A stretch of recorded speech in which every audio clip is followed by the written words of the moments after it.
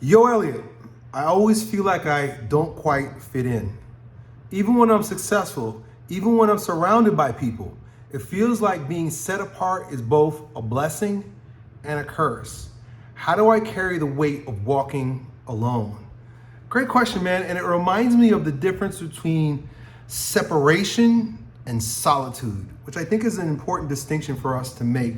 Like, separation is born out of fear. And a lot of times, we will feel separated. And when we feel separated, we feel fearful. Like it's built into our primal nature. Because if we're separated from the tribe, we're vulnerable.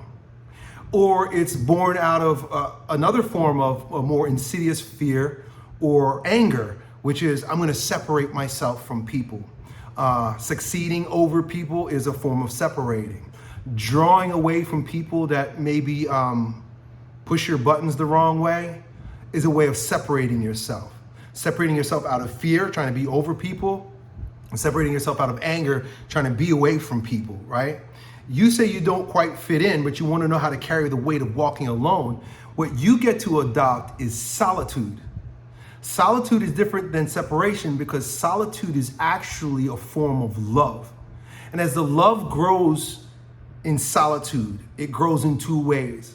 Solitude teaches you how to love your own presence, which is really tough for a lot of people.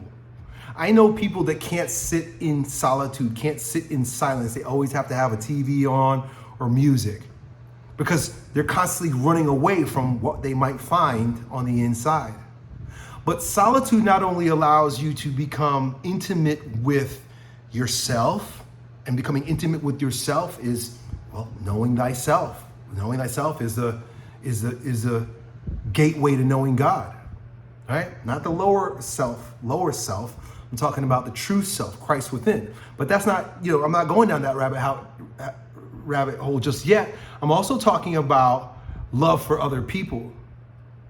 The more you reject separation, even the concept of separation, because it has a lot to do with the way you're looking at it, the more you reject separation and embrace solitude, the more you actually grow in love for other people. And the way you grow in love with other people is by growing in love with God. In your solitude, God speaks. In your solitude, God reveals you to you. And the more you love God, the more you love you. And as Christ says, love God with all of your heart, soul, and mind, and love your neighbor. But I don't think that comes as a commandment. I think that comes as a statement of truth. The more you love God, the more you love other people, because God's image is stamped on everyone's soul. And we're all, no matter how much of a sinner somebody is or how confusing they are to you, everyone's made in the likeness and image of God. The more you know God, the more you know yourself, the more you'll know other people. The more time you spend in solitude, the greater your appreciation for even the flaws of other people. Because you have compassion. When you know yourself, you realize your sinfulness. And the more you turn towards Christ, the more you turn towards the light, the more spots you see on the windshield. The more enlightened you become, the more ugly you realize you are. And when you come to accept yourself in that and know that it is the beauty in you is Christ in you, you can start to see it in other people in all of their fallen nature. That's why, it's the more I pray, the more I spend time in solitude and in intimacy with God, the less I care about the sins of other people. The more you're focused on the sins of other people, the more you are unfamiliar with yourself, because it's a projection, and the more unloving you are to God. I realized that when I was using Instagram, I deleted Instagram months ago, but I would go on Instagram and I'd see all the bad things about all the bad people that all of them were doing. And all it did was it created more separation in me. Here's what the rainbow people are doing. Here's what the Democrats are doing. Here's what liberals are doing. Here's what Donald Trump is doing. Here's what Protestants are doing. Here's what Jews are doing. Here's what Muslims are doing. Here's what all the bad people in the government are doing. Here's what the pharmaceutical companies are doing. Here's what the media is doing. The more I was away from solitude and away from the truth of myself in God, the more those things distracted me and made me more separated from my brethren, from the people, from love. Love can't exist in that. And I know some of the people who are like the most religious people in the world. Even I'm a Christian, and I believe Jesus Christ is the way, the life, and the truth. And I know that the seed of Christ is in each and every single one of us. And if we could turn towards him, we will receive eternal life. And even with all that, I don't understand religious bigotry.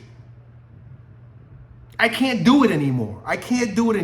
Anger against the Muslims, anger against the Jews, anger against this sect of Christianity.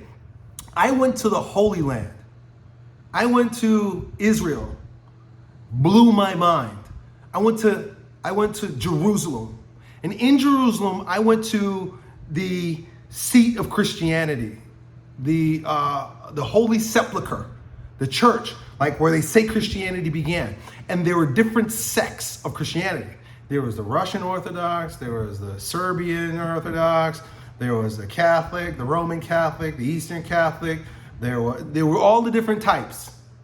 And they all at war with each other. They all at odds with each other. They can't even, believe this, in the Holy Land, in Jerusalem, amongst these Christian sects, and these aren't Protestants, these are traditional Christians that believe in the body and blood and soul and divinity of Jesus Christ in the Holy Eucharist. Like traditional Christians. They can't even intermarry with one another. These are not holy people. Holy means whole, and wholeness means undivided. And there is nothing more whole than solitude, because you are in perfect communion with the truth that is you and the truth that is God. When that begins to rise in you, when that truth begins to rise in you, all the separation in the world means nothing. It's an illusion. But boy, are we eluded. We are deluded. Your question, you don't quite fit in. The problem is the way you're looking at it. You fit in perfectly as a son of God. You fit in perfectly as an incarnate soul. You fit in perfectly as you are in the love of Christ. As everyone else is. The whole idea that you don't fit in comes from the same psyop that these Christians in the Holy Land are using to separate one another. No division, unity. Now, does that mean that you condone sin or you celebrate with parades what people are doing in their bedrooms? No, that's not what I'm saying at all. But being able to see them as God sees them is available when you are intimate with God in your solitude. Solitude is the saving grace. That's why Jesus Christ says, when you pray, shut the windows, shut the door, go into your closet. Even the word closet means closure. When you go into your closure, you have to go into your closure. And when you go into your closure, you meet it all. All of it is in your closet. Pray to God in your closet. That's what solitude is. And when you confront all of it in the closet, nothing in the world perturbs you, because you've seen it all, you felt it all. And the more I'm in solitude, the more compassion I have for the sins and errors of other people, because I confronted it in myself. When I'm in solitude and God shows me, hey, check you out, check yourself out. Ooh, I'm like, ugh, that's ugly. Check this out. Remember when you did this? Oh, remember when you said that? That's what God will expose to you in that. But why did Christ come? For forgiveness. What does the word forgive mean? To forgive means to see rightly. When you have something against your brother, your mother, your father, your friends, you're seeing them wrongly. You're seeing them through your fleshly eyes. To forgive them means see them through the light of Christ.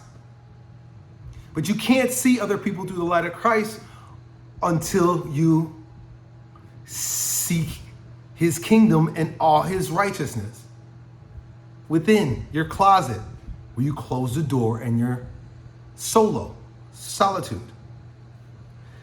Feels like I'm being set apart is both a blessing and a curse. Being set apart is even something that's mentioned in the Bible. Jesus Christ, or I think maybe Paul says, set yourself apart. Setting yourself apart has less to do with division, has less to do with separation, and more to do with truth. Understanding the truth of who you are, your identity.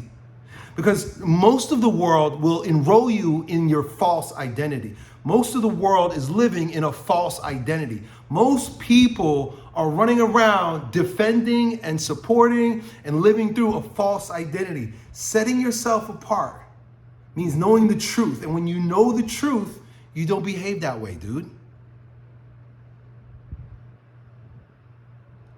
Set apart is a blessing. Being set apart is a blessing. If God gives you the gift of solitude, because that's a gift for a lot of people, and it may be a gift for you. That's why I say you're a chosen man. It may be a gift that he's giving you. Just like I mentioned in a previous video, late bloomers, that's a gift. You're set apart. You, even when you're successful and you're surrounded by people, you're set apart, but not in division, not in separation, but in truth that is found only in solitude. How do I carry the weight of walking alone? Walking alone is actually light. Walking alone means you don't carry the illusions, the lies, the confusion of the world with you. Walking alone is peace, love, joy, kindness, goodness, and self-control. The problem is your perspective on it. Most people, here's another one, they get the different, they don't see the distinction between loneliness and aloneness.